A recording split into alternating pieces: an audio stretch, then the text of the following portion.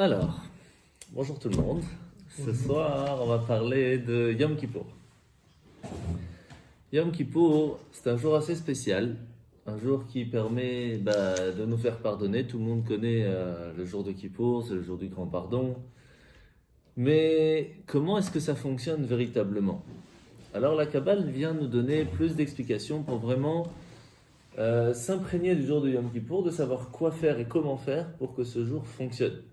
Parce que quelqu'un qui a un ordinateur par exemple, mais qui ne sait pas où il est le bouton play, il ne va pas démarrer. Yom Kippour, c'est un peu la même chose. On a quelque chose d'extraordinaire dans les mains, mais est-ce que ça fonctionne tout seul? Il y a un mode automatique? Est-ce qu'on doit faire quelque chose ou pas? Et comment le faire? Tout ça, c'est des questions qu'on peut se poser quand vraiment on veut que Yom Kippour permet de nous pardonner. Parce que souvent, on peut venir à Yom Kippour dire je fais Kippour ou je fais passer Kippour, comme on l'a dit à Rosh Hashanah. Passer les fêtes, c'est ouf, c'est passé, c'est fini. Ou vraiment, on profite du moment. Yom Kippour, c'est un jour spécial. Alors, comment il fonctionne? D'abord, quelle est la base de Yom Kippour? Comment ça se passait avant le vrai Yom Kippour? Le grand prêtre, une fois dans l'année, profitait de ce moment pour rentrer dans le Saint des Saints, le Kodesh HaKodashim, dans le Bet HaMikdash. Et là-bas, qu'est-ce qui se passait? Eh bien, il y avait plusieurs choses à faire. Entre autres, il faisait des encens, il mettait un peu de sang là-bas aussi, etc. On ne va pas rentrer dans le détail parce que c'est très très très compliqué pour comprendre vraiment tout ce qu'il faisait. Ça, c'est vraiment une autre histoire. Mais déjà, la base, c'est quoi? C'est que le jour de Yom Kippour, le grand prêtre rentrait dans le Saint des Saints. Et là, il y a une phrase qui est très étonnante. C'est écrit comme ça. Ce jour-là, où le Kohen Gadol va rentrer dans le Saint des Saints, dans le Kodesh HaKodashim, personne d'autre ne peut rentrer. Pourquoi on doit préciser? Déjà toute l'année, personne ne peut rentrer. Parce que même les anges ne peuvent pas aller. Il n'y a que le Kohen Gadol et Dieu. Il n'y a que le grand prêtre et Dieu. C'est énorme. Qu'est-ce qu'il peut bien y avoir de si spécial? D'abord, si c'est tellement spécial, comment ça se fait que le Kohen Gadol, lui, peut se permettre de rentrer alors? Est-ce qu'il y a une préparation à faire? Est-ce qu'il a un mérite spécial? Est-ce que tout le monde peut être Kohen Gadol? Comment ça marche? Alors, en fait, la réponse que la Torah nous donne, elle est simple. Dans le sens simple. Et quand on va essayer de comprendre ce que ça veut dire, c'est plus compliqué. La réponse, elle est, étant donné qu'il a la Brit Mila, il a la circoncision, il peut rentrer dans le Saint des Saints le jour de Kippour. Ça ne donne pas du tout une réponse. Parce que tous les hommes juifs en général l'ont. Donc bon, c'est pas très explicatif. Mais en fait, c'est pas écrit juste parce qu'il a la Brit Mila. C'est écrit parce qu'il a le niveau du 8e jour de la Brit Mila. Donc là, c'est déjà un peu plus précis. Alors, qu'est-ce que c'est ce 8e jour de la Brit Mila qui lui permet de rentrer le jour de Kippour dans le Kodesh HaKodesh? D'abord, la base de la Brit Mila, la circoncision, c'est quoi? C'est l'alliance entre nous et Dieu d'un niveau qui est tellement haut, qui est au-delà de la nature.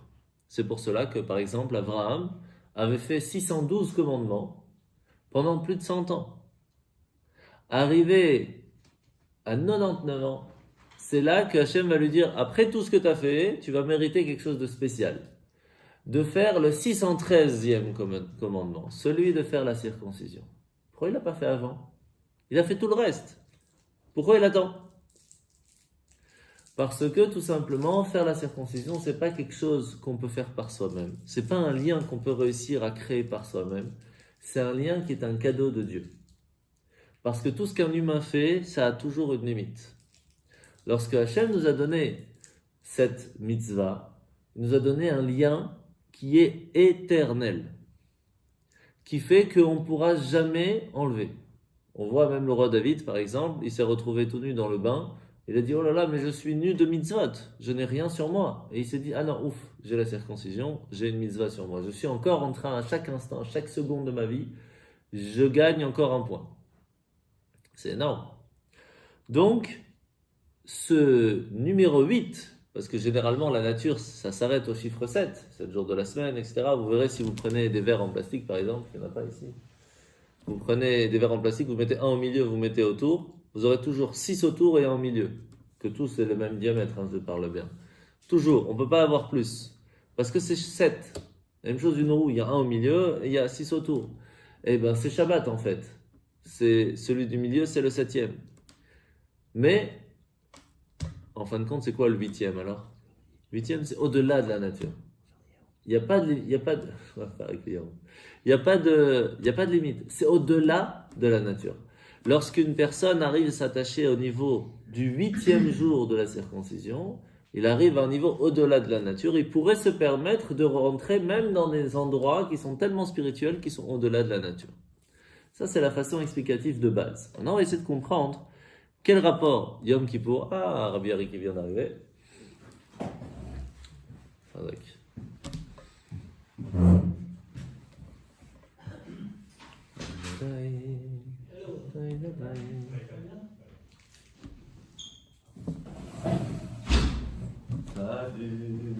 Alors, on est en train de...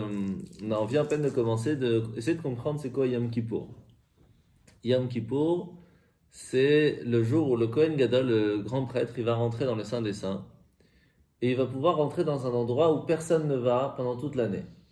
Sauf que le verset précise que le fait même que le Kohen Gadol peut rentrer le jour de Yom Kippour, ça a fait que personne ne peut rentrer à ce moment-là, même pas les anges.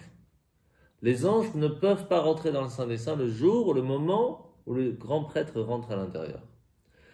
Alors la première question qu'on s'est posée, c'est qu'est-ce qui permet au grand prêtre alors de rentrer? Est-ce qu'il est plus grand que les anges? Et on a répondu que, c'est comme ça que c'est marqué, que c'est grâce à la circoncision. Mais pas grâce à la circoncision, grâce au niveau du 8e jour de la circoncision. On a expliqué que le numéro 8 c'est quoi? C'est ce qui est au-delà de la nature. Donc on en était là. Comme le Kohen Gadol s'attache au niveau qui est plus haut que la nature, au 8e jour, il peut se permettre de rentrer dans un endroit qui est au-delà de la nature. Donc,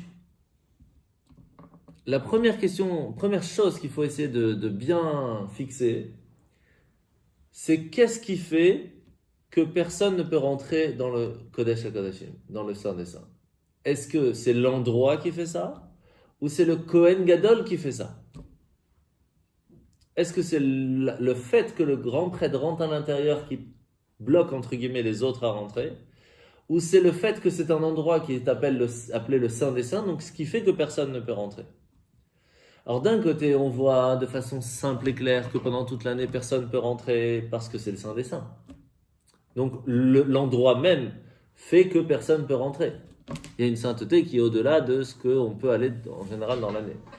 De l'autre côté, on voit que précisément, c'est marqué comme je vous ai dit dans le verset, le fait que le grand prêtre s'y trouve, c'est tellement saint à ce moment-là que même les anges ne peuvent pas rentrer. Donc il y a un fait de la force même que le grand prêtre lui-même va rentrer et va faire un certain travail. Ça va faire un certain blocage, que toutes les portes vont se fermer et qu'il n'y a que lui et Dieu à l'intérieur.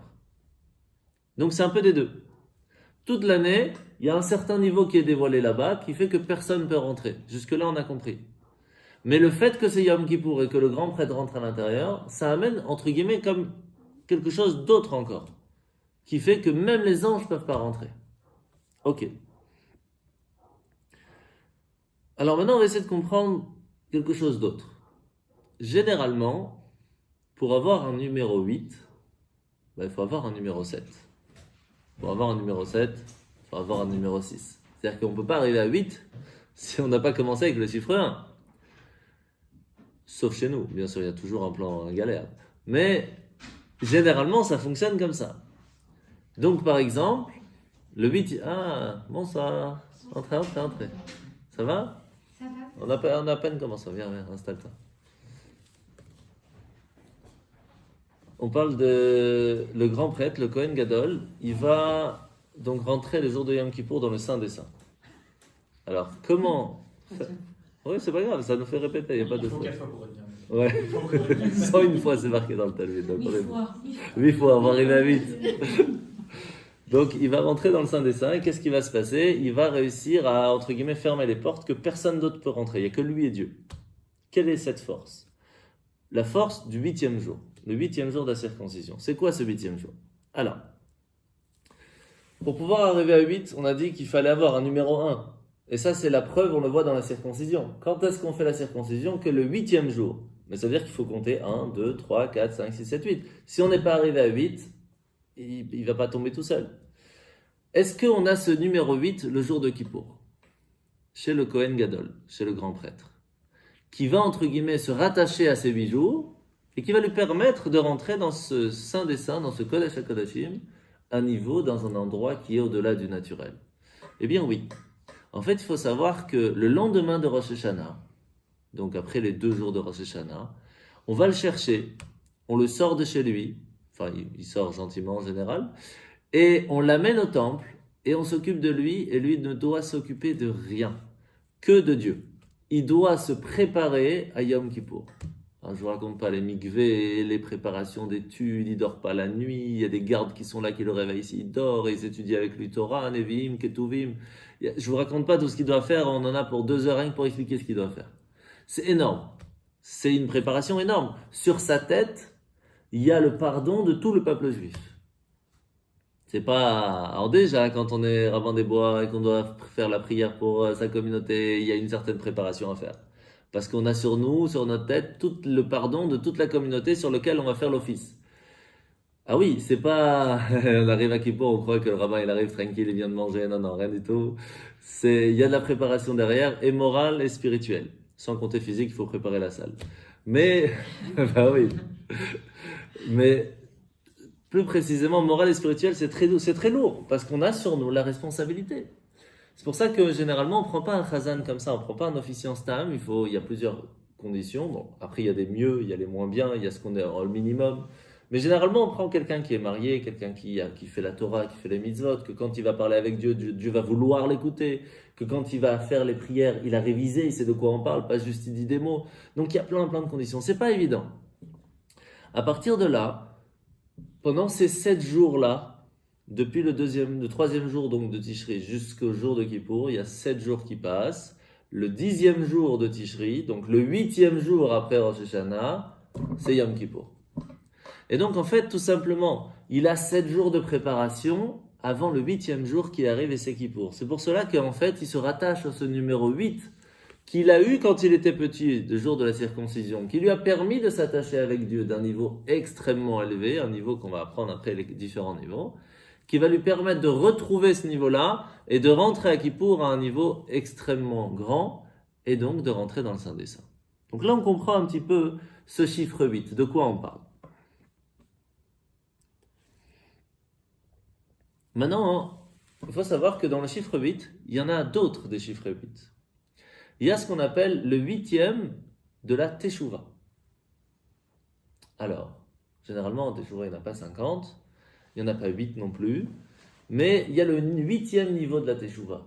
De quoi on parle ici? Et qu'est-ce qui est plus grand? Le 8e jour de Kippour, le 8e jour du grand prêtre, le 8e jour de la circoncision de la Mila ou le 8e jour de la Teshuvah. Ça fait beaucoup de 8 et comprendre les niveaux, c'est pas évident. Alors vous allez voir qu'on va poser d'abord plusieurs questions et je vous assure qu'il y a encore 2 heures, j'étais complètement perdu. Mais quand on a la réponse, on remet tout le puzzle et on est content d'avoir écouté la réponse parce que sinon on est complètement perdu. Alors, en fait, c'est quoi la Brit Mila? Il y avait un souci chez l'homme, il y avait un manque. Le fait même d'avoir réparé ce manque, on a fait la mitzvah, on a fait une bonne action. Et en même temps, cette bonne action a permis de réparer, de compléter, de rendre parfait. Ça, c'est bien. C'est faire une bonne action. La force de la Teshuvah, c'est différent. C'est que la bonne action devait être faite, elle n'a pas été faite. Ou encore pire, on a fait contre la volonté divine et on veut réparer ça. Donc, c'est pas qu'il y a un manque, qu'on doit juste faire un plus. C'est que là, on a fait contre Dieu. Quel niveau il faut pour réparer le fait qu'on a fait contre lui? Ça, c'est plus fort. Et donc, le chiffre 8 de la Teshuvah doit être encore plus grand que celui de la Brit Mila. C'est pas évident. Déjà qu'on comprend que le niveau de la Brit Mila, c'est déjà un niveau au-delà du naturel. Alors, qu'est-ce qu'il y a au-delà du naturel? Il y a plus blanc que blanc. C'est quoi l'histoire? Alors, on va voir.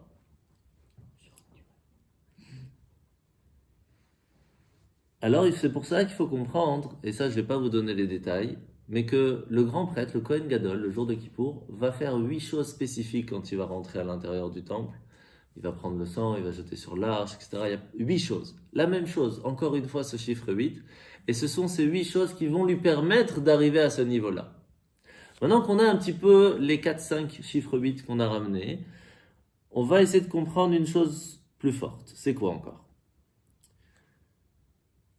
Comme je vous ai dit tout à l'heure, généralement, le chiffre 8 ne peut venir qu'après le chiffre 7. Chez nous, en espèce, il peut y avoir un chiffre 8 sans avoir le 7 d'avant. Comment ça marche? Ça n'existe pas. On ne peut pas avoir 8 si on n'a pas 7. Alors comment la Torah peut nous dire que le jour de Yom Kippour, on a le 8 avant le 7? Là, on est perdu complètement, parce que c'est pas logique, du tout. Et on n'aura la réponse qu'à la fin. Quand on aura compris c'est quoi vraiment ce chiffre 8, c'est quoi les 7, vous allez comprendre, vous allez dire, mais oui, c'est logique. Mais là, pour l'instant, pas du tout. En fait, la base de la réponse, je vous la donne tout de suite pour qu'on puisse après la comprendre, c'est qu'on peut avoir le travail de l'homme avant le cadeau de Dieu, ou le cadeau de Dieu avant le travail de l'homme. Ce qu'on a déjà souvent discuté, ou le réveil d'en haut qui permet de nous donner l'envie d'avancer et de changer, ou le travail d'en bas de la personne qui veut changer et que Dieu va lui donner l'aide pour réussir. Le 7 d'abord avant le 8, c'est nous on travaille pour Dieu et Dieu nous donne le cadeau du chiffre 8. Parce que nous, on peut aller qu'au naturel, que par rapport à l'humain, donc on est certainement limité. Il peut y avoir le 8 d'abord, ça veut dire Dieu il nous donne un cadeau, il nous donne cette envie, et nous, on va utiliser nos 7 forces pour réussir à faire ce qu'on peut grâce à ce cadeau. Ça, c'est la réponse de base. Maintenant, on vient d'expliquer que le Kohen Gadol doit se préparer. Il a 7 jours de préparation avant de pouvoir arriver au chiffre 8 de Kippour, et donc de pouvoir entrer dans le Kodesh HaKodashim, dans le Saint des Saints. Donc, on comprend que ce chiffre 8 est tellement grand que les anges ne peuvent pas rentrer. Parce qu'ils sont encore dans le chiffre 7, parce que ça reste des créations. Et la création, ça reste dans le monde. Ça veut dire que le niveau de chiffre 8 que le Kohen Gadol réussit à amener dans le monde, dans le Kodesh HaKodashim, le Saint des Saints, qui est un endroit physique, est plus grand même que la création du monde. Parce que la création du monde, c'est le monde de Hatzilut, c'est le premier monde spirituel.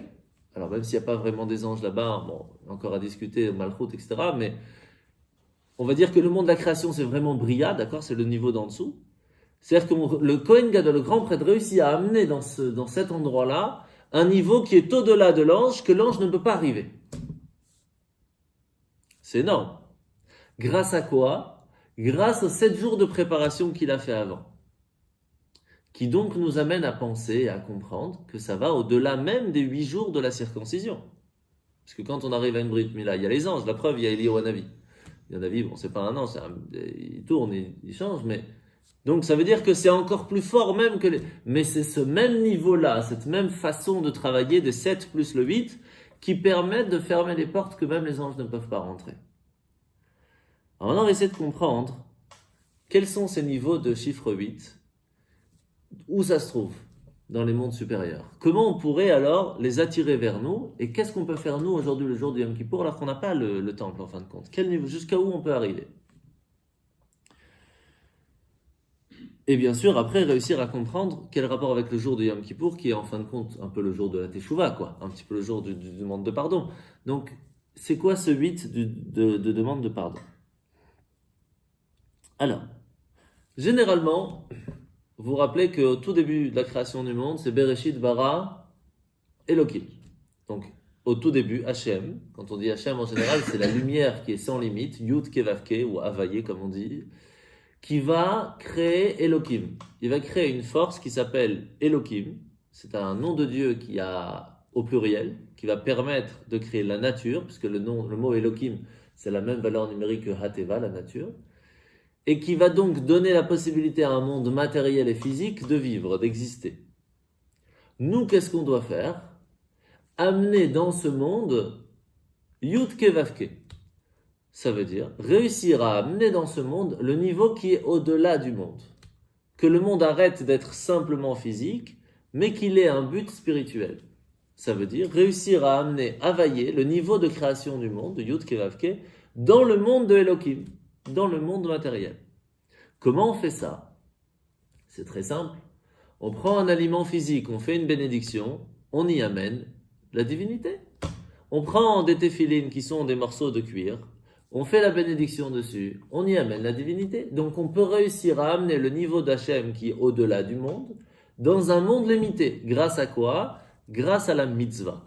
Chaque ordre, chaque mitzvah que l'on reçoit, les 613 commandements, nous permettent d'amener Dieu dans ce monde. Ça c'est clair, il n'y a rien de très compliqué. Mais la teshuva c'est plus grand que ça. Pourquoi? C'est très simple. Parce que tant qu'on amène la divinité, on est bon. Et qu'est-ce qui se passe quand on repousse la divinité? On a fait une avéra. Chas v'shalom, on a fait une bêtise, on a fait quelque chose contre la volonté de Dieu. Donc pas seulement on n'a pas amené la divinité, on a fait pire. On a créé un endroit, un moment, un espace où Dieu ne se trouve plus, entre guillemets bien sûr. Comment faire pour réparer ça? Le problème, c'est que si on amène maintenant dans le même endroit la même lumière qui aurait dû venir avant, l'obscurité est quand même présente. Comment on peut repousser cette obscurité qu'on a amenée dans ce monde? La paracha de la semaine dernière, parachat Nitzavim, il nous dit comme ça. Ki a mitzvah azot asher anochi metzavecha. Voici cette mitzvah que je t'ordonne. Quand Hachem utilise le mot anochi, il n'utilise pas souvent, c'est qu'il parle de Dieu lui-même. Comme par exemple dans les 10 commandements, Anochi, Hachem, Elokecha. Je suis l'Éternel, ton Dieu. Il y a 3 niveaux. Je suis, c'est Dieu. C'est pas un niveau, c'est Dieu. Ok? Ton Dieu, l'Éternel, ça c'est le niveau au-delà du monde. Yudke Vavke. Celui qui a fait la création du monde, mais sans limite. Elokecha, ton Dieu, lorsqu'il est dans ce monde ici-bas. Donc il y a vraiment 3 niveaux de base. D'accord? Donc comment réussir à enlever cette obscurité qu'on a soi-même créée en fin de compte? Lorsqu'on s'attache à la teshuva, on parle à Dieu lui-même, on lui dit aide-moi à arranger ce problème. Parce que simplement faire une mitzvah ne va pas réussir à enlever l'obscurité. Il faut que Dieu lui-même amène une lumière tellement grande qui va enlever cette obscurité. Donc ça, c'est la différence qu'il y a entre quelqu'un qui n'a pas fait une bonne action et donc qui n'a pas créé d'obscurité. Mais il y a un manque. Alors il va la faire maintenant, il va l'amener. Quelqu'un qui va faire contre Dieu, il va y créer une obscurité. Et là, il faut faire teshuva. Vous comprenez la différence? Alors la première question de base qui va nous donner une autre sorte de réponse, qui va nous aider dans la continuation, c'est, puisque Hachem il a créé le monde de façon limitée, avec le nom de Elohim, c'est ça tout le but de Bereshit bara Elohim, comment on peut réussir à amener le niveau de Dieu qui est sans limite dans ce monde? Je comprends pas. Si tu me dis que ce verre a été créé pour ne mettre que 20 centilitres, comment j'ai réussi à mettre maintenant 20 illimités de litres? Ça marche pas. Ça marche pas. Tu me dis, Hachem, s'il te plaît, fais la mitzvah, c'est-à-dire que je prends maintenant un verre d'eau, je fais la bénédiction, maintenant à la place d'avoir 20 centilitres, j'ai de l'eau en illimité. Je comprends pas. Tu as créé ce verre pour qu'il soit limité, tu me dis, mets de l'illimité dedans. Comment ça marche? Tu me dis que la mitzvah réussit à amener le niveau de lumière de Dieu sans limite dans un monde limité. Je comprends pas. Alors la question est encore pire. Comment je peux amener Dieu lui-même alors que c'est même pas une lumière, c'est Dieu? Comment ça marche? Pour répondre à ça, il y a une réponse simple. Vous vous rappelez que quand Moshe est arrivé devant la mer Rouge pour l'ouvrir, en fin de compte, la mer au tout début, elle n'a pas voulu s'ouvrir. On ne va pas rentrer dans le détail maintenant pourquoi, ce sera dans Parashat Béchalach. Mais en fin de compte, la mer va s'ouvrir. Est-ce qu'il y a eu une nouveauté qui s'est faite à ce moment-là? Non. Aucune nouveauté. Pourquoi? Parce que Hachem, lorsqu'il a créé la mer, il lui a dit, je te crée à une condition. C'est que lorsqu'il y a un tzaddik qui arrive devant toi et qui te dit, ouvre-toi, tu t'ouvres. Tu as été créé pour ça. Donc c'est la nature même de la mer de s'ouvrir devant un tzaddik. C'est-à-dire que la nature a été créée pour être de temps en temps au-delà de la nature. Pourquoi Hachem a créé le monde? Pour qu'on y amène sa lumière. Ce qui fait que le fait même, lorsque Elohim a créé le monde dans sa nature, dans la nature il y a une petite étoile, sache que tu vas recevoir de temps en temps un niveau plus haut que toi. C'est dans la création même, puisque le but du monde c'est quoi? Bereshit, Bet Reshit. Il y a deux, pourquoi c'est avec un Bet? Parce que Bet c'est le chiffre 2. Il y a deux choses pourquoi je commence le monde. Bet Reshit. Qu'il y ait Torah et Israël. Que le peuple d'Israël puisse faire la Torah. S'il n'y a pas ça, j'ai pas besoin du monde. Et la preuve, lorsqu'on a reçu la Torah, il a pris le Mont Sinaï, il nous l'a mis sur la tête, il nous a dit, si tu veux la Torah, alors le monde sert à quelque chose. Donc on peut continuer l'histoire. Si vous voulez pas, il n'y a plus besoin de monde. Donc même au début de la création du monde, Hachem a mis une place dans la limite pour les limiter. C'est fort. C'est ça la force de Dieu. Hein. Bon, on n'est pas au niveau. Mais en tout cas, lui, il a réussi à faire ça. Donc maintenant, on comprend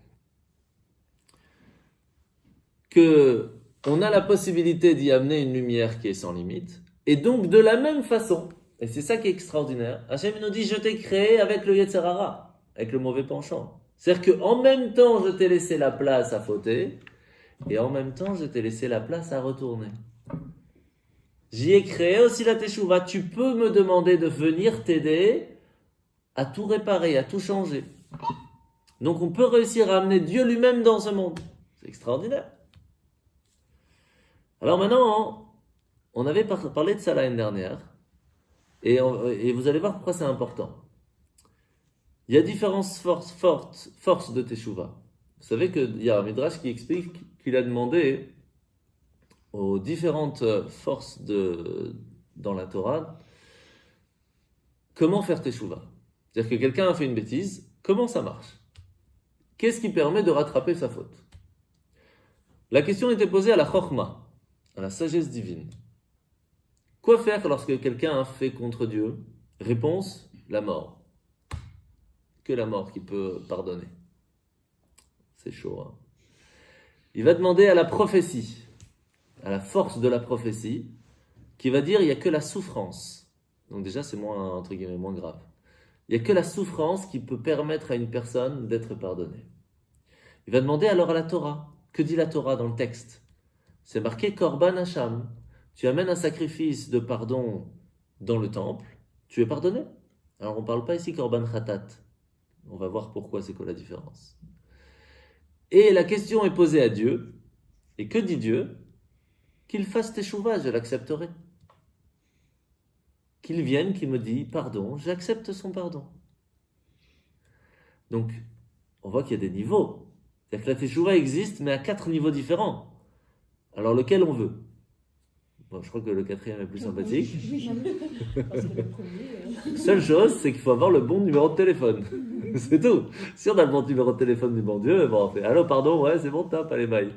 Sinon, c'est embêtant. Alors, on va essayer de comprendre c'est quoi la logique. La logique, elle est simple. C'est quoi la chokhmah? La chokhmah, c'est la logique en soi, c'est la compréhension des choses.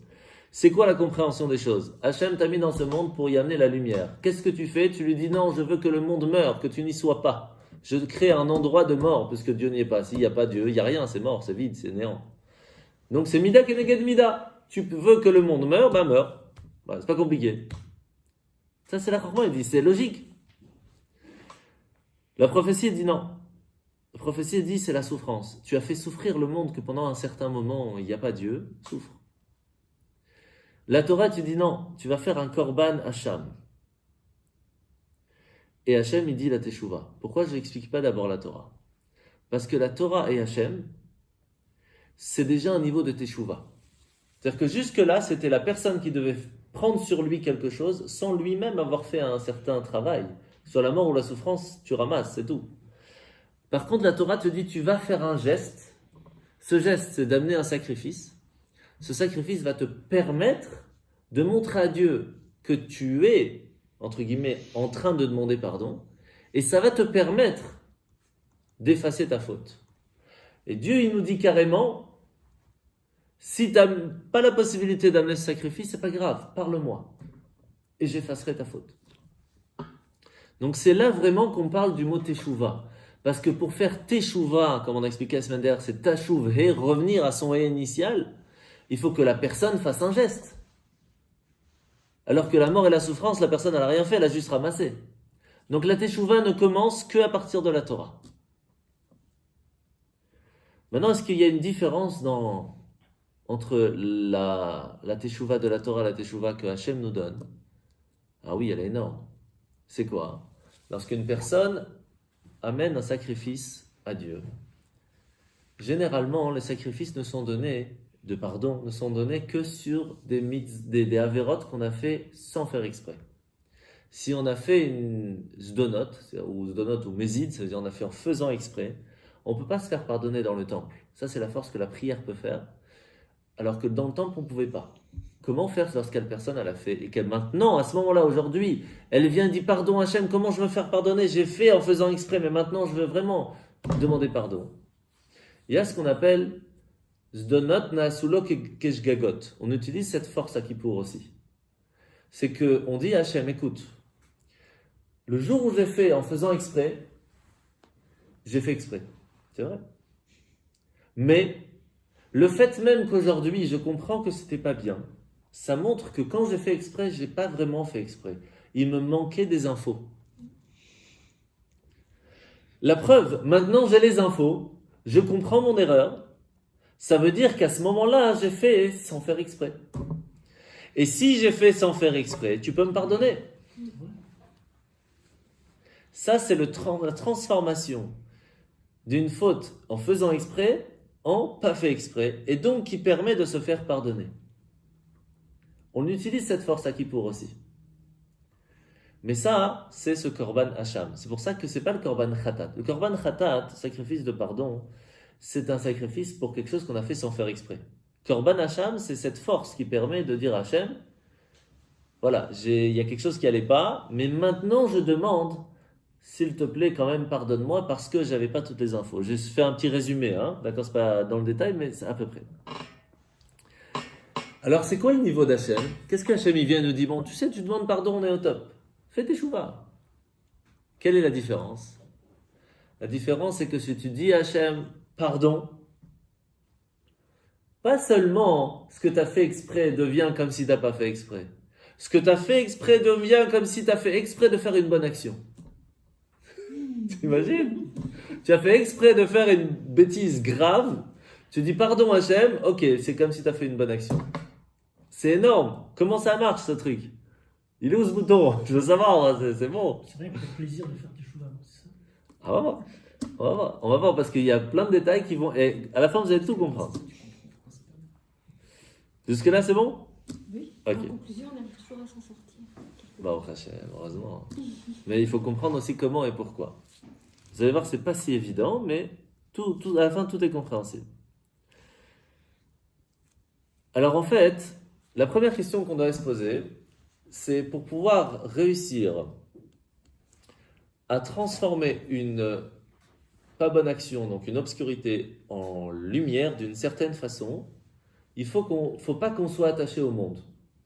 Parce que tant qu'on est attaché à la chokhma, entre guillemets, à la logique de la nature, on ne peut pas transformer une bêtise en bonne action. Ou même, on ne peut pas l'enlever, cette bêtise, l'obscurité est présente. Donc on ne peut pas transformer cette mauvaise action fait exprès en pas fait exprès et automatiquement l'enlever. Comment la Torah peut, en nous donnant la possibilité de faire ce sacrifice de façon physique, dans un temple, avec un animal, qui est naturel, réussir à faire ça? D'où vient cette force? La Torah est basée sur le Kav HaEmtsaï. Je ne sais pas si vous vous rappelez, on a Chokhma, Bina, Da'at, Chesed, Gvura, Tiferet, Netzach Od, Yesod, et tout en bas Malchut. Et tout en haut, Keter. Bien, ça suit. Chokhma, c'est la droite, qui est attachée avec la bonté, qui est attachée avec la force du gagnant, etc. Gvura, c'est vérité, on n'en parle pas, c'est beaucoup plus dur. Mais On demande à Hachem qui passe de là à là, ça sera déjà pas mal. Pourtant, hein, on parle souvent, très souvent en général, on dit viens plutôt au milieu, dans la miséricorde, dans la gentillesse. La Torah vient de Tiferet, la beauté, la splendeur. Et comme elle vient pas ni de droite ni de gauche, elle s'attache de tout en bas à Malchut. Malchut qui est la royauté, c'est le roi qui donne à ses sujets. C'est pour cela que pour pouvoir arriver à Yom Kippour, il faut déjà s'attacher à la royauté divine, à dire ah oui Hachem, je te prends en tant que roi. C'est le premier niveau de Rosh Hashanah. Vous vous rappelez qu'on a appris la semaine dernière. Automatiquement, on s'attache à tout ce qui est là-haut, donc on s'attache au Tiferet de la Torah et on peut arriver donc à Da'at, la connaissance, parce que pour pouvoir faire la Torah, il faut la connaître. Et vous vous rappelez qu'on a expliqué que la différence avec la sagesse et la connaissance, c'est que sagesse, c'est comprendre, mais pas spécialement changer avec cette connaissance. Connaître, c'est j'ai changé par cette connaissance. Si j'ai changé, c'est parce que j'ai réussi à transformer tout ce que j'avais avant, ma nature, en quelque chose de nouveau. Par quelle force? Par la Torah. Mais comment la Torah a réussi à faire ça? La même question qu'on vient de poser maintenant. Parce que comme elle est sur le milieu, elle est attachée au Keter. Keter, c'est quoi? C'est au-delà du monde. C'est lui qui donne au monde. Il est au-delà du naturel. Il est au-delà du monde. Comme il est plus haut que le monde, plus haut que la nature, il peut se permettre de changer la nature. C'est pas plus compliqué. Donc là, on comprend pourquoi est-ce que la Torah a cette force de nous changer. De changer une personne. Parce que généralement, quelqu'un qui dit « Mais moi, je suis né avec telle envie, avec tel style, avec tel truc, comment je peux changer ?» On ne peut pas changer une nature. C'est vrai, on ne peut pas. Si tu restes dans le monde naturel, tu ne peux pas. Tu t'apprends la Torah, tu pourras. Parce que c'est au-delà du monde. Par la Torah, on peut y arriver. C'est ça la force. Même si on n'arrive pas à y être, à vraiment y vivre, entre guillemets, mais on peut s'y attacher et y prendre quelque chose. Et une de ces forces, c'est le changement, c'est la transformation, c'est extraordinaire. Donc grâce au fait que la Torah s'attache à la couronne, à la source même de la création du monde, on peut réussir à transformer un niveau d'une faute exprès en une faute pas faite exprès. Alors, à quoi il faut s'attacher pour la transformer en bonne action? On est déjà allé au-delà du monde, jusqu'où on va aller? Alors, on va tourner la page. Vous savez, c'est quoi la teshuva? Où c'est marqué ce texte qu'Hachem nous dit, grâce à la teshuva, tu pourras en fin de compte changer même tes actions faites exprès en bonnes actions. C'est dans la Torah. Donc si c'est dans la Torah, on est toujours attaché au maximum à Keter. Donc pourquoi ce Keter serait différent de l'autre? Il y a différents niveaux dans la Torah. Bien sûr. Torah écrite, Torah orale, Torah cachée. Bien sûr. Donc même dans la Torah, on peut lire, on peut comprendre, on peut aller en profondeur, on peut vivre avec la Torah, on peut vivre avec son âme, et on peut vivre avec son âme et la Torah, et on peut vivre avec Dieu. Tout ça dans la même Torah. Parce que s'il est déjà attaché à Keter, Keter est attaché à Oren Sof est attaché à Gula Gadol, et Gula Gadol est attaché à Dieu. Donc, par la Torah, puisqu'on est au milieu, on n'est pas limité, on peut monter. Par rapport à notre niveau, à nous, jusqu'où on est prêt à aller pour faire Teshuvah, c'est ce qui va nous permettre de réussir à avoir cette Teshuvah petite, qui est déjà pas mal de changer les mauvaises actions en pas fait exprès, ou si on s'attache grâce à la Torah à Dieu, à ce moment-là, on peut carrément les changer en bonne action. Ça, c'est de façon très superficielle. D'accord? Ok. Je vous donne une idée. On l'a déjà ramené ce machal, mais il est très intéressant. Quelqu'un qui a un beau jardin, il va mettre de l'eau pour que ça pousse bien. En fin de compte, qui va profiter de l'eau? Toutes les plantes, mais même les mauvaises herbes. Est-ce que la personne, lorsqu'elle a mis cette eau, elle a pensé à donner à boire aux mauvaises herbes? L'inverse même. Si elle aurait pu ne pas leur donner pour ne pas que ça pousse, ça aurait été plus facile. Pourtant, ils en profitent. Eh bien, il faut savoir que la teshuva, c'est pour qui? Est-ce que c'est vraiment pour tout le monde? Est-ce que tout le monde peut profiter de la teshuva? Ou est-ce qu'il y a des gens qui ne peuvent pas profiter de la teshuva? Tout le monde Ah. peut profiter de la D'abord, la teshuva. teshuva, c'est pour toi-même. Oui, mais est-ce que tout le monde a la possibilité de faire teshuva? Mais s'ils veulent, oui, logiquement, s'il faut. Logiquement, pas toujours tout logique. Alors c'est intéressant de voir que dans un endroit c'est marqué que ce niveau d'Hachem peut se dévoiler que chez certaines personnes. Et d'autres, d'un autre endroit c'est marqué c'est pour tous. Et quand on dit pour tous, c'est pour tout le monde.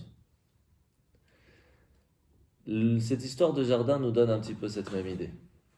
Vous savez qu'une personne, c'est marqué qu'une personne qui fait une avéra peut faire teshuva. Une personne qui dit je vais faire cette avéra parce que je vais de toute façon me faire pardonner à Kippour, on ne le pardonne pas à Kippour. La teshuva est bloquée.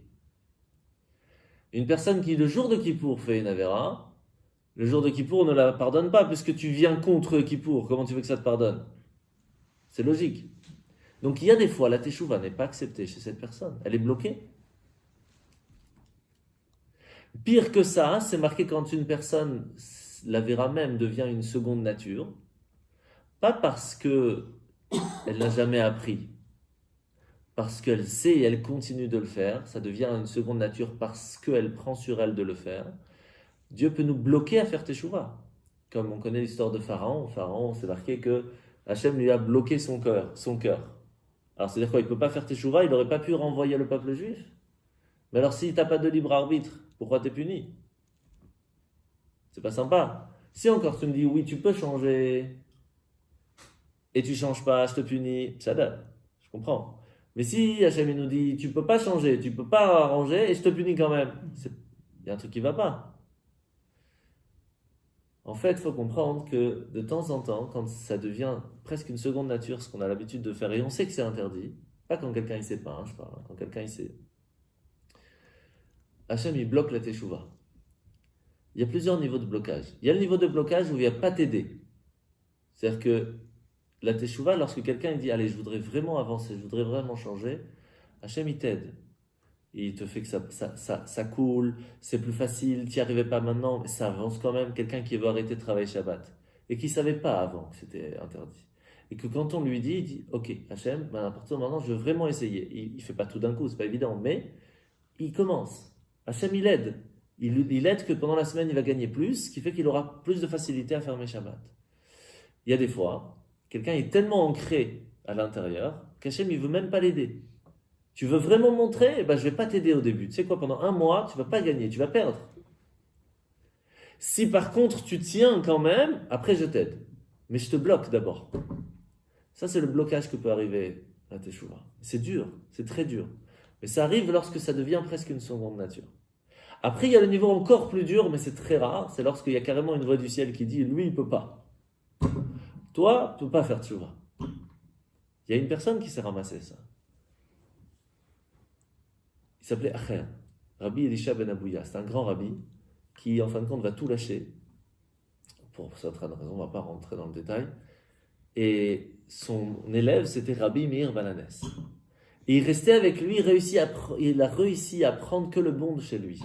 À la fin de sa vie, avant de partir, il dit à son élève, il dit, mais qu'est-ce que je fais? Chaque jour, j'entends cette voix du ciel qui me dit, tout le monde peut faire teshuva, sauf Rabbi Elisha ben Abouya. Sauf Acher. Il ne peut pas, lui, faire teshuva. Je fais quoi? J'aurais bien voulu, mais ça ne sert à rien. Que lui a dit Rabbi Meir? Il n'y a rien contre la teshuva. Il a pleuré, ça a été accepté. C'est-à-dire que même si Dieu lui-même il dit « je ne veux pas de toi », tu peux quand même. Ça veut dire qu'en fait, ce jardin qui est entre guillemets, arrosé par cette force de teshuva qu'Hachem y donne, elle est pour tout le monde. Sauf que tout le monde, tu as les plantes, tu as les arbres, tu as les arbres qui donnent des fruits, des arbres qui ne donnent pas de fruits, et tu as les mauvaises herbes, et tu as les ronces, et tu as même les herbes qui font tuer les autres plantes. Tout le monde reçoit cette eau. Parce que Hachem veut que ce jardin soit rempli. Et il donne à tout le monde.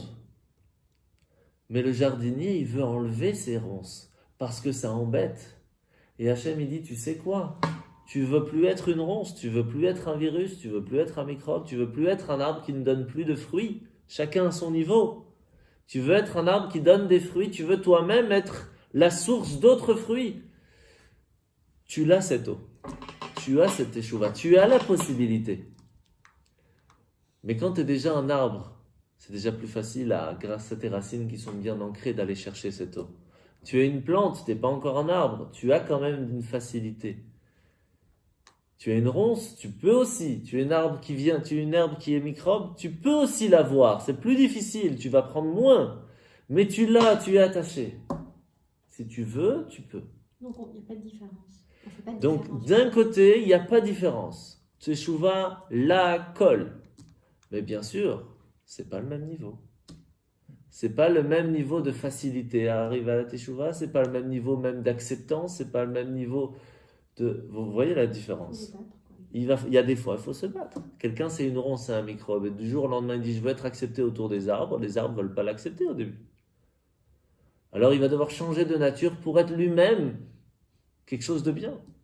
Et ce qui est extraordinaire, c'est que, je ne sais pas si vous avez déjà remarqué, mais sur les pharmacies, qu'est-ce qu'on voit? Un serpent. Parce que c'est par le poison qu'on réussit à guérir.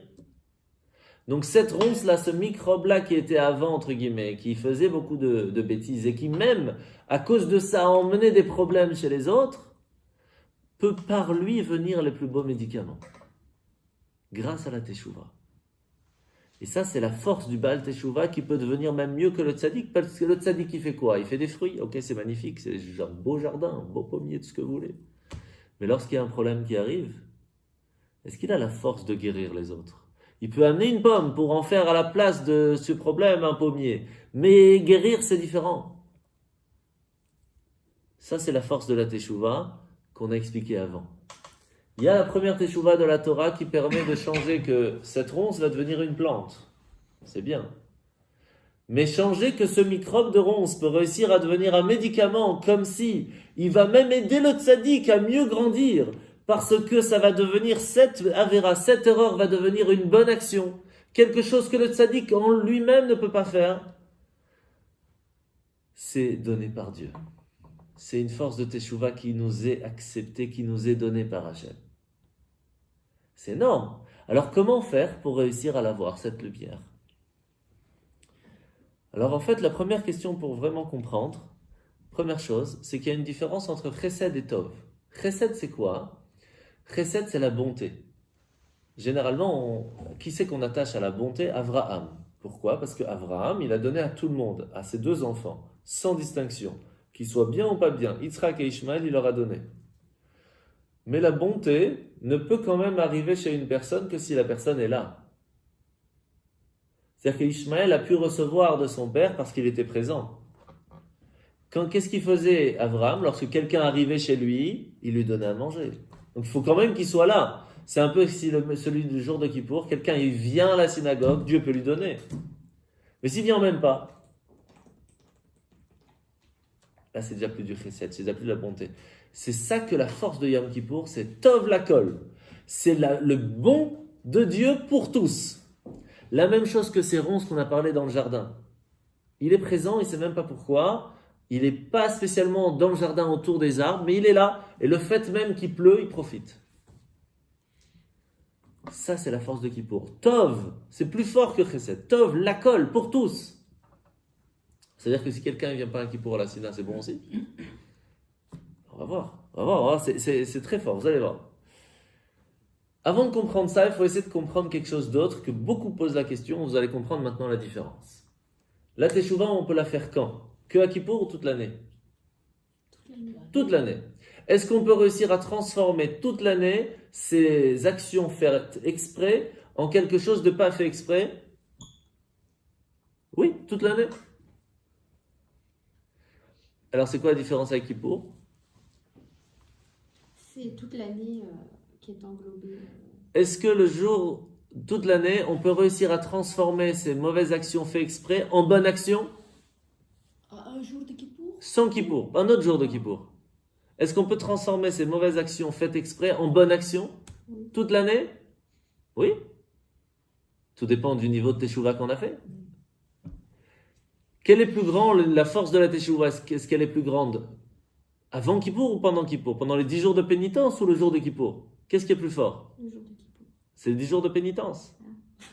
C'est énorme. On ne se rend pas compte qu'aujourd'hui, on a un niveau de force de teshuva qui était encore plus grand que le jour de Kippour. Alors, qu'est-ce qu'il y a à Kippour, alors? C'est quoi? Pourquoi tout le monde c'est le jour du grand pardon? Non. Parce qu'on ferme l'année quelque part. Vous allez voir, c'est énorme. Kippour, c'est pas un jour où on demande pardon et qu'on est pardonné. Ça, c'est dans toute l'année. Et quand quelqu'un il vient, il demande pardon le jour de Kippour, il est pardonné parce qu'il a demandé pardon. Le jour de Kippour, même si tu ne demandes pas pardon, tu es pardonné. Même si tu fais pas un acte, même si tu viens pas itsumo shalayom mechaper, comme ça la Torah nous dit. Le fait même qu'aujourd'hui c'est Kippour, ça te pardonne. C'est énorme. Cadeau. C'est plus qu'un cadeau. Et c'est marqué que s'il n'y avait pas Kippour, le monde serait détruit depuis tellement longtemps. Ça, c'est sûr. Le fait même que le jour de Kippour arrive, ça efface. Et heureusement, parce que sinon, c'était pas possible. Parce qu'il y a beaucoup de choses aussi qu'on ignore. Ça, de toute façon. Mais alors, si c'est comme ça... Si c'est comme ça... Ça embrouille pour l'instant, plus que c'est éclairci. Ouais, t'inquiète. C'est l'amnistie, alors. Si c'est comme ça... Le compteur à zéro. Pourquoi on doit demander pardon à Kippour? Pourquoi on appelle ça le jour du grand pardon? Pourquoi est-ce qu'on doit venir même à la Sina si ça se fait tout seul? Alors je vais vous raconter l'histoire, vous allez tout comprendre. C'est très simple, très très simple. En fait, il y avait une fois un fleuve où il n'y avait plus d'eau. Tellement de trous partout, tellement de catastrophes, pas entretenues. Tout est bouché, même pire qu'une baignoire avec des trous. Imaginez une baignoire avec plein de trous. Alors il y a quelqu'un d'intelligent qui a dit, ok, on va entretenir tout ça, on va tout enlever, on va tout effacer, vas-y qu'on passe le balai, qu'on arrange, qu'on recarrelage, on ferme les trous, etc. Maintenant il faut amener l'eau. Et il prend des seaux, il remet, il prend des seaux, il remet, il prend des seaux, il remet. Ah, magnifique. Juste à côté, il y a la même chose, mais c'est une autre personne qui gère. Qu'est-ce qu'elle fait? Dis-moi, je vais faire mieux. J'enlève le bouchon qui bloquait que l'eau de la rivière n'arrivait plus à rentrer. L'eau rentre, Shalom à Israël. Je vais me prendre la tête, moi. J'enlève le bouchon, c'est comme si j'ouvre le robinet, la baignoire se remplit. Qu'est-ce que je vais maintenant commencer à prendre des seaux et remettre, et prendre des seaux et remettre? Sauf qu'il a oublié quelque chose, ce monsieur. C'est qu'il a remis l'eau, mais il n'a pas réparé. Donc ça part par les trous. Donc ça se remplit, mais ça se vide. Alors, une baignoire. Tu connais, hein? Et puis il y a la troisième qui est plus intelligente. D'abord, il répare. Et après, il ouvre le bouchon. Et là, il n'a pas la difficulté d'amener l'eau. Et l'eau, quand elle est venue, elle reste. C'est les trois différentes façons comment faire teshuva. La première façon, c'est celle de l'année. Celle de l'année, c'est quoi? C'est réparer toutes les bêtises qu'on a fait. Et vous savez que des fois, en arrangeant un trou, on peut faire encore plus fort que ce que c'était avant. Quand on détruit un endroit et on recarle et on fait tout bien, alors il est plus propre, il est plus moderne, il est même plus joli. Et c'est ce qui se passe lorsqu'une personne, pendant l'année, elle demande pardon à un niveau très haut, qu'elle permette de faire que la personne, elle soit encore même plus belle qu'elle l'était avant. Mais après, il faut ramener l'eau. C'est-à-dire qu'il faut en faire encore plein de mitzvot pour remettre. Il y a la personne qui arrive le jour de Kippour et qui dit « Ah mais c'est cool, aujourd'hui, on est pardonné, j'ouvre le bouchon, allez vas-y l'eau, c'est parti, toute la mitzvah tirante, c'est magnifique. Kippour est fini, mais elle est où mon eau? Ah c'est vrai, j'avais pas bouché les trous. Donc je me retrouve au même niveau. Alors ok, ça a fait un petit lavage, j'ai passé au Karcher, ok. Mais en fin de compte, je suis vide. C'est pour ça que malheureusement, souvent, les gens à Kippour, ils viennent à Kippour, et après on leur dit, bon, alors l'année prochaine, n'oubliez pas, Kippour est à 19h. Hein. Ben oui, parce qu'ils ont passé un coup de Karcher, ok, c'est mignon, et il y a quelques-uns qui avaient quand même réparé quelques trous, donc il leur reste un petit peu d'eau comme ça pour l'année, pour avoir un petit quelque chose. Mais malheureusement, il ne reste pas grand-chose. Et puis, il y a la personne qui arrive le jour de Kippour et qui a fait Teshuvah.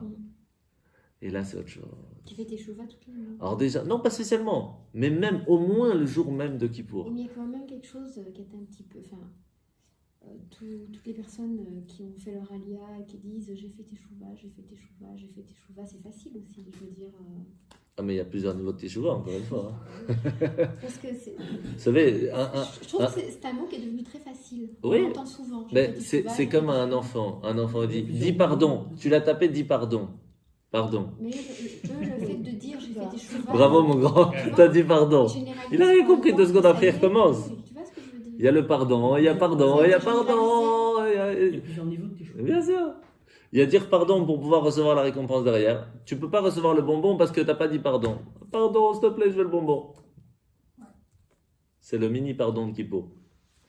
Et puis il y a, vous comprenez, c'est ça. Il y a le vrai pardon, celui qui vient du cœur. Et là, on le voit tout de suite, la différence. Pardon, j'ai compris que j'ai fait une bêtise, je vais vraiment essayer de ne pas refaire. Après, on refait. On est des enfants, ok. Mais c'est vraiment sorti du cœur. Donc, la teshuva que l'on fait pendant l'avant Rosh Hashanah, la teshuva que l'on fait pendant les 10 jours de pénitence, ça répare la rivière, ça répare la baignoire. Alors, on arrive le jour de Yom Kippour, on n'a pas réparé la baignoire. Et on ouvre le bouchon. Il y a au moins la personne intelligente qui dit « Mais attends, j'ai un problème, l'eau arrive, elle repart. Vite, amenez-moi des morceaux de carrelage, amenez-moi je vais essayer vite. » Et donc, le jour de Kippour, elle pleure « Hachem, s'il te plaît. » Et elle répare, elle fait ce qu'elle peut. Alors, quand c'est mouillé, c'est plus dur. Mais au moins, elle fait ce qu'elle peut et elle arrive d'une certaine façon à colmater les trous.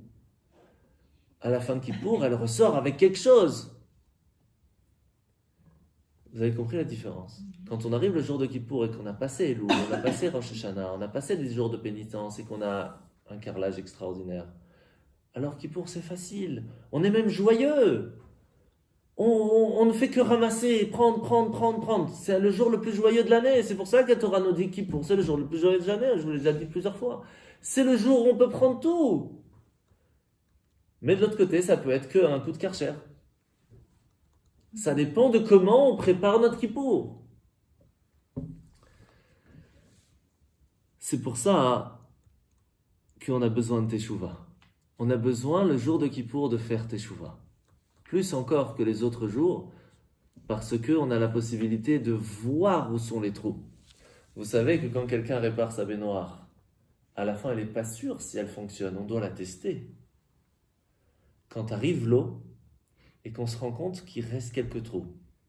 Si c'est quelques petits trous, alors on demande pardon, c'est facile. Si le trou de la baignoire est fait, les 3 quarts de la baignoire, on est mal barré.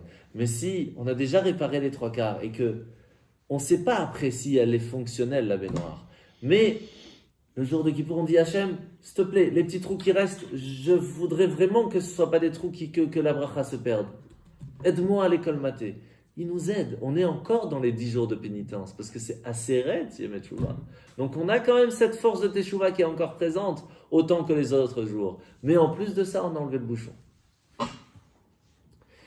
Ça, maintenant, on a compris beaucoup de choses. Et maintenant, vous allez comprendre toutes les questions qu'on a posées au début. D'abord, c'est quoi ce bouchon? C'est le contact avec la source. C'est qui le contact avec la source? C'est notre âme. Notre âme, elle a 5 niveaux. Nefesh, Ruach, Neshama, la partie action, partie sentimentale, partie intellectuelle. Chaya, au-delà de la logique. Et Yechida. Yechida qui vient du mot Yachid, c'est l'unique, la partie unique qui fait une partie intégrale de Dieu, qui, entre guillemets, c'est la connexion à la source. Dans l'année, on n'est pas connecté. On n'utilise pas beaucoup ce niveau-là. De temps en temps, on a des réveils et on se dit « ce matin, il faut que je mette les tefs absolument. » Qu'est-ce qui s'est passé? Le bouchon, il a sauté, il y a un petit peu d'eau qui est rentrée. Mais étant donné qu'il y a pas mal de trous, ça reste pas longtemps, on a mis les tefs, alors on a colmaté quelque chose, donc on a gardé un petit peu, et vite, ça peut repartir. Si on n'a pas tout le temps ce travail de Teshuvah toute l'année, ça part vite. Ce niveau de Yechida, c'est le numéro 1 ou le numéro 8, tout dépend comment on le voit. Vous avez compris ce que je viens de dire? Ou c'est le numéro 1, ça veut dire que c'est Dieu qui nous donne ce cadeau, qui nous réveille à quoi? À réparer les 7 niveaux qu'on a à l'intérieur de nous. Ou c'est nous d'abord, on travaille nos 7 niveaux, les 7 jours de la semaine, pour arriver au numéro 8. Donc, on peut avoir le numéro 8 avant le numéro 7. Ou c'est nous qu'on va travailler pendant 7 jours pour nous préparer à mériter le jour de Kippour, le jour du numéro 8 où on enlève le bouchon et tout arrive. Ou Hachem, il nous donne. Et après, on essaye de colmater les trous et d'arranger les 7 niveaux qu'on a en nous. C'est quoi ces niveaux? Chesed, Vurat, Tiferet, Netzach, Hod, Yesod, Malchut. Comme d'habitude. Ok? Donc, les façons de se comporter, les actions qu'on a faites. Et donc, en fin de compte, on comprend maintenant c'est quoi ce 8 avant le 7 ou le 8 après le 7. Là, vous allez comprendre encore autre chose. On a dit qu'il y avait 3 de base, les 3 chiffres 8. Celui de la Brit Mila, celui de la Teshuvah, celui de Yom Kippour. Ok? La Brit Mila, c'est quoi? C'est le premier niveau du chiffre 8. C'est quoi le mot Mila en hébreu? C'est Mi Ya'ale Lanu Hashamaima. Qui va nous aider à monter vers le ciel? Parce que c'est une mitzvah, c'est une bonne action. C'est-à-dire qu'en fait, la Brit Mila, la circoncision, c'est la force, comment nous, on peut s'attacher vers lui. Donc c'est le niveau, d'abord, nous, on fait le travail pour arriver vers lui. D'accord? Vous savez que le pasuk Mi Ya'ale Lanu Hashamaima, c'est les fins des mots. Mi, c'est un yud. D'accord? Ya'ale, c'est un he. Lanu, c'est un vav. Hashamaima, c'est un he. Ça vous rappelle quelque chose? Oui. Yud, ke, vav, ke, c'est le nom de Dieu. Donc, la Brit Mila, lorsqu'on fait l'acte, nous, de vouloir s'attacher à lui, lui s'attache à nous. Ça, c'est le Yud, ke, vav, ke. D'accord? Mais est-ce que cette force qui est au-delà du naturel, qui est au-delà de la nature, c'est une nouvelle lumière ou c'est quelque chose qui était déjà présent qu'on a simplement dévoilé? Généralement, quand on dit Brit Mila, wow, c'est quelque chose de tout nouveau. Avant, on était limité, maintenant, on est lié à Dieu d'un niveau éternel. Donc, c'est une nouvelle lumière. Mais pas tellement. On a expliqué juste avant que le niveau d'au-delà de la nature de la mer qui s'est ouverte, au début de la création du monde, il lui a dit, sache que il y a un moment où tu vas devoir le faire au-delà du naturel. La même chose pour nous, pour la circoncision. Hachem nous a dit, sache que je t'ai mis à l'intérieur de toi un certain réceptacle qui te permettra d'être attaché à moi d'une façon éternelle. Donc ce n'est pas une nouvelle lumière. On dévoile en nous un potentiel, quelque chose qui était déjà présent mais qui était totalement absent à ce moment-là et qui va se dévoiler. Donc ce n'est pas une nouvelle lumière, ce n'est pas Or Hadash. D'accord? La Teshuvah, là c'est déjà Hadash. C'est déjà nouveau. La Teshuvah, c'est nouveau, pourquoi? Parce que Hachem a demandé à ce qu'on y amène une certaine lumière, on a créé une obscurité qui ne devait pas y être, et on va devoir y créer une nouvelle lumière plus forte que la nature pour changer ça. Ça, c'est le niveau 8 de la Teshuvah, c'est ce niveau qui est au-delà du naturel, de changer une obscurité en quelque chose, de l'enlever pour y mettre à la place quelque chose d'autre. D'accord? Mais ça reste quand même attaché au monde. Pourquoi? Parce qu'à la création du monde, Hachem a dit, quand même, il y aura un certain moment où l'obscurité sera présente. Il faudra y amener une nouvelle lumière pour remplacer cette obscurité. Donc c'est une nouvelle lumière, oui, mais qui est quand même attachée à la création du monde. Yom Kippour, c'est totalement différent. Totalement différent. D'abord, il faut les 7 jours du Kohen Gadol, du grand prêtre, qui va se préparer. C'est-à-dire qu'il y a un travail à faire par nous. C'est les 7 jours de pénitence, entre Rosh Hashanah et Kippour. On arrive au 8e jour, qui est le jour de Yom Kippour. On y dévoile, quoi? Le niveau de Tov. Pas le niveau de Chesed, pas la bonté, le niveau de Tov. Que tout le monde va recevoir, ce qu'on a dit, Itsumo Shalayom Mechaber. Tout le monde va recevoir l'eau quand on enlève le bouchon. Ça, c'est magnifique. Grâce à quoi? Grâce au travail de 7 jours de pénitence, ça va réussir à amener ce numéro 8. Mais ça ne suffit pas. Il faut faire Teshuvah. Parce que si on n'a pas fait Teshuvah, si on n'a pas fait le 7 avant, On ne peut pas avoir un vrai 8 après. Et si maintenant il n'y a que le 8 d'avant et qu'on n'a pas les 7 d'après, alors ça ne reste pas. Si on reçoit tout d'Hachem, mais on n'a pas réparé la baignoire pour garder cette eau, ça ne fonctionne pas. C'est pour cela qu'on a et les 8 après le travail du Kohen Gadol, mais ce 8-là doit être continué par les 7 du travail de la Teshuvah de Yom Kippour qui permettra de garder ces lumières qui seront données. Et ça, c'est un niveau qui est tellement haut que ça parle de Dieu lui-même. Il n'y a que Dieu qui peut nous faire ça. Il n'y a que Dieu qui peut nous donner ça. Ce qui fait qu'à quel moment de Yom Kippour ce niveau est au niveau le plus grand? D'abord au moment où on fait la prière du grand prêtre. C'est pour ça, je ne sais pas si vous vous rappelez, à Yom Kippour, quand on arrive à la bénédiction du grand prêtre, je vous dis attention, on est à un moment spécial. Maintenant, vous allez comprendre pourquoi.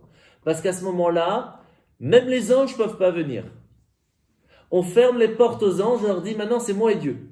Je prends des forces, moi et Dieu, personne d'autre. À quel moment, à quelle prière, une fois dans l'année, on ferme les portes? Neila veut dire fermer les portes. Comment ça se fait qu'à Neila, tout le monde veut ouvrir l'arche? On l'appelle fermer la porte et nous on ouvre l'arche. C'est quoi le plan? Toutes les portes du monde entier, des mondes spirituels, des anges, des plus grandes lumières sont fermées à ce moment-là. Pendant cette heure-là de Neila, il n'y a qu'une porte d'ouverte. Celle de l'arche sainte qu'on a ouverte. Vous imaginez la responsabilité de celui qui va ouvrir l'arche? C'est énorme. C'est la responsabilité de la personne qui va ouvrir l'arche de ouvrir la porte, le bouchon, pour tout le Ham Israël. Alors c'était la responsabilité du grand prêtre d'ouvrir la possibilité à chaque personne du peuple juif d'être pardonné. Et donc de recevoir une Khatima Tova, qu'on soit tous inscrits et scellés dans le livre de la vie, pour une bonne et douce année. Responsabilité que le Kohen Gadol devait se préparer 7 jours avant. Ça veut dire que celui qui va vouloir ouvrir l'arche à Neila, il se doit de se préparer quand même d'une certaine façon. Ah oui, vous savez quoi dire à celui qui veut ouvrir. Alors pourquoi c'est pas le rabbin qui le fait? Pourquoi c'est pas le rabbin qui le fait? C'est le plus sadique de la vie. Non, je suis pas sûr. Non, C'est pas sûr. C'est pas d'une sûr. façon générale. C'est pas sûr. C'est le plus pieux. Chez les elfes, c'est souvent le plus riche. C'est sûr. Pourquoi? Vous allez tout comprendre. Mais c'est horrible ça. Non, c'est pas horrible. Mais Je c'est vais vous dire partout pourquoi. comme ça. Mais C'est la pourquoi? personne qui paye le plus qui l'a. Pourquoi? Toujours Je vais vous dire. Histoire d'argent, même dans la. Enfin, moi, je trouve Mais pourquoi c'est que dans simple? la religion. Parce qu'on vient d'expliquer juste avant que le rabbin, entre guillemets, officiellement, c'est un tzaddik, d'accord, officiellement. C'est un arbre qui donne des fruits. Ok. Mais lui aussi, il a des galères à arranger, vous inquiétez pas. Dans les fruits, il y a aussi de temps en temps des petits vers de terre, des petits microbes. Et il doit les arranger. Il y a une brera, tout le monde a. Mais une personne qui arrive le jour de Yom Kippour, et il dit, moi j'ai un souci, c'est quoi? C'est que dans l'année, j'ai pas été au top. Je vais maintenant, ce jour-là, donner une partie de moi-même. Comment est appelé dans la Torah l'argent? Ma'ot, c'est appelé damim, le sang. Pourquoi? Parce qu'on a donné, on a reçu depuis Adam, on a cette là cette malédiction, de devoir travailler à la sueur de son front pour avoir son argent. Donc ce qui veut dire que quand une personne, elle donne de son argent, elle donne une partie de lui-même. Et quand elle le donne pour la synagogue, pour Dieu, pour les pauvres ou pour une institution, elle donne une partie elle se sacrifie totalement pour pouvoir mériter de faire une bonne action. Lorsqu'une personne, elle donne au-delà de sa possibilité pour mériter d'ouvrir l'arche, c'est ce qui lui permet d'arriver au niveau plus haut que le rabbin. Parce que le rabbin, même si, entre guillemets, il a réussi à faire une certaine chose, lui, même s'il n'est pas rabbin, il a transformé sa partie corps, sa partie âme, sa partie argent, sa partie de vie, pas pour lui, pour la communauté. Donc, en fin de compte, c'est une des raisons pourquoi spécifiquement à Neila, on ne peut pas se permettre de donner la possibilité d'ouvrir un Neila à qui on veut. On doit vraiment faire comprendre à la personne qui va ouvrir qu'elle a une responsabilité énorme.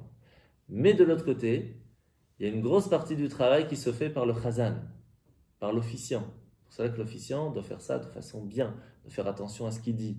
Même les nigunim sont différents, les chants. du Kaddish et de la prière sont différents parce que la qualité de l'âme et de le sentiment qu'il doit avoir à ce moment-là, qu'il doit transmettre, est différent. Le Avinu Malkeinu qu'on fait à la fin, même si c'est Shabbat, on le fait quand même, alors qu'on ne fait pas Avinu Malkeinu Shabbat.